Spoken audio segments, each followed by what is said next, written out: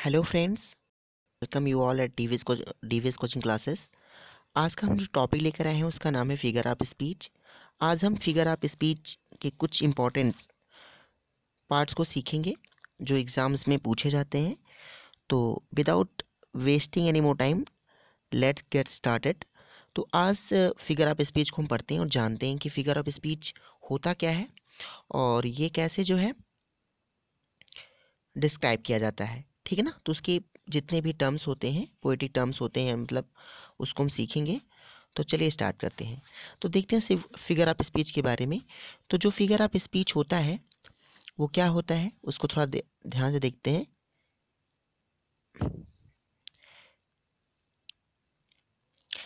A figure of speech is a departure from the ordinary form of expression.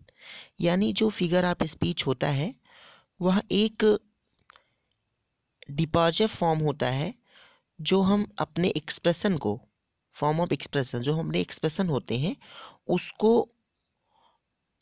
Deliver करने के लिए use करते हैं, और the ordinary course of ideas in order to produce a great effect. इसमें हम अपने इफेक्ट को स्ट्रॉन्ग करने के लिए, इट मीन्स अगर हम अपनी जो बोलने का हमारा टर्म है उसको स्ट्रॉन्ग बनाना चाहते हैं तो स्ट्रॉन्ग टर्म्स को स्ट्रॉन्ग बनाने के लिए उस टर्म्स, पोएटिक टर्म को हम फिगर ऑफ स्पीच का यूज करते हैं। तो फिगर ऑफ स्पीच जो होती है वो कैसे क्लासिफाइड की गई है उसको हम समझते हैं, एक बार फिर समझेंगे कि figure of speech is a departure from the ordinary form of expression. ठीक है। और the ordinary course of ideas, जो हमारे आइडियाज़ होते हैं उसको हम एक्सप्रेस करने के लिए, उसको इफेक्टिव बनाने के लिए हम फिगर ऑफ स्पीच का यूज करते हैं in order to produce a greater effect, ताकि हम जो अपना जो टर्म है, जो हम बोल रहे हैं, जो लिख रहे हैं, उसमें स्ट्रॉन्ग पॉइंट को क्रिएट कर सकें। तो फिगर ऑफ स्पीच में बी क्लासिफाइड एज अंडर। तो फिगर ऑफ स्पीच को हम क्लासिफाइड कर सकते हैं। तो सबसे पहले क्या है, फिगर ऑफ स्पीच सीखते हैं। दोज बेस्ड ऑन रिजम्बल्स, मतलब जैसे रिजम्बल से मिलने वाले, जो मिलने जुलने वाले जो शब्द होते हैं, जैसे आपका होगा Simli, metaphor, personification and apostrophe, ये रिजम्बल्स में क्लासिफाइड किया जाता है। और उसके बाद जो आपका सेकेंड है वो क्या है, those based on contrast such as antithesis and epigram, इसको हम आगे डिस्कस करेंगे। उसके बाद those based on association such as metonymy and synecdoche, ये सारे वर्ड होते हैं ना, ये सब इसमें आता है। And those dependent on constructions, और जो कंस्ट्रक्शंस पे आता है जैसे क्लाइमैक्स एंड एंटी क्लाइमैक्स, इसका हम ब्रीफ स्टडी करेंगे कि आगे वाले वीडियोस में। ठीक है। तो चलिए स्टार्ट करते हैं। सबसे पहला जो आपका आता है सिमली। तो सिमली जो होता है वो किस पे होता है, वो रिजेम्बलेंस पे आता है। किस, अगर पूछेगा कोई एग्जाम पूछता है किस टर्म्स में, किस बेस्ड पे लिया जाता है, तो रिजेम्बल्स में लिया जाता है। तो चलिए सीखते हैं। Simile, in a simile is a comparison. Simli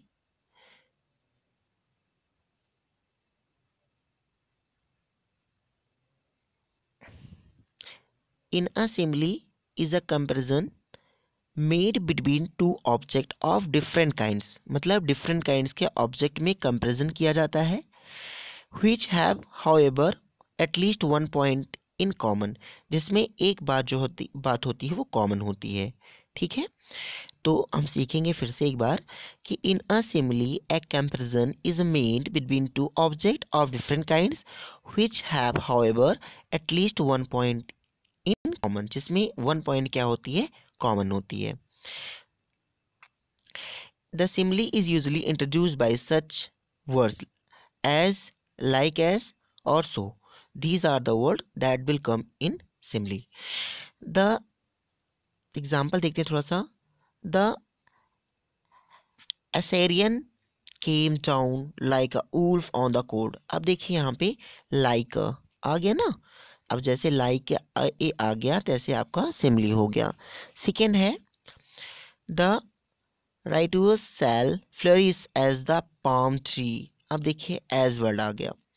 as the hart panteth after the water brook, so panteth my soul after thee O God.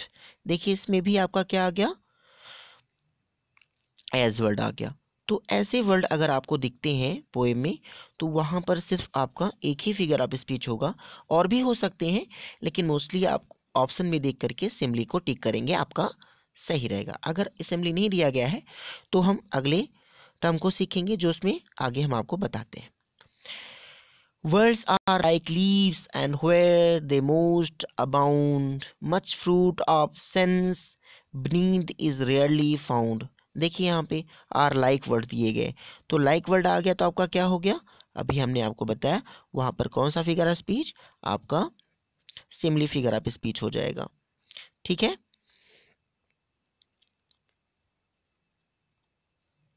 आगे देखते हैं।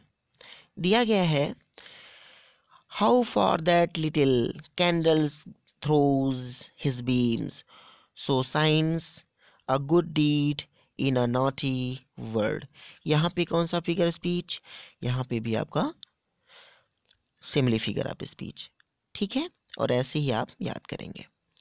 The following are some common similes of everyday speech, जैसे mad as a March hare, as proud as peacock, as bold as brass, as tough as leather, as clear as crystal, as good as gold।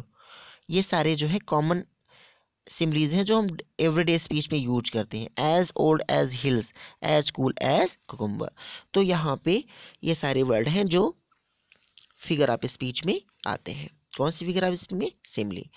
आप देखिए यहाँ पे कुछ note दिया गया है, comparison of two things of the same kind is not a Simli.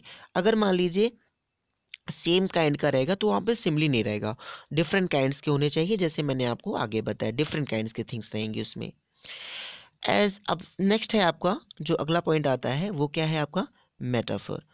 A metaphor is an implied simile. एक metaphor जो होती है वो एक एन इम्प्लाइड सिमली होती है। It does not like a simile, यह सिमली की तरह नहीं होती। State that one thing is alike. इसमें क्या होती है, मेटाफर एक एन अम्प्लाइड सिमली होती है। It does not like as ये वर्ड नहीं दिए होते, इसमें कंपेरिजन नहीं होता। लाइक मतलब कंपेरिजन वर्ड नहीं दिए गए होते हैं। अब यहाँ पे और कुछ चीज़ें हैं जो सीखते हैं।